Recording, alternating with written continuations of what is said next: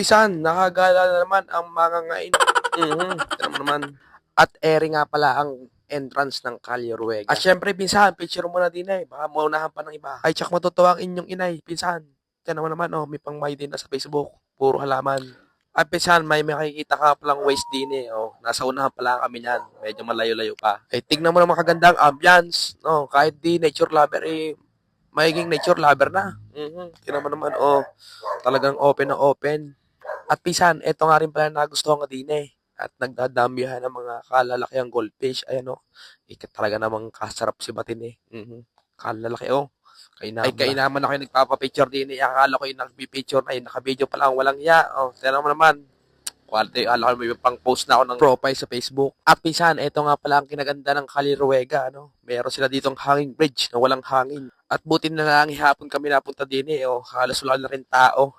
At nag-uwi na nagpunta kami din. O, makaganda din eh. Ay, hindi ka na magsisisi dito, pinsan. Sa ganda naman ang pwede mapuntahan dito. At pinsan, nakalagpas na kami sa hanging bridge at nandito na nga pala kami. Ayan, medyo malapit-lapit na kami.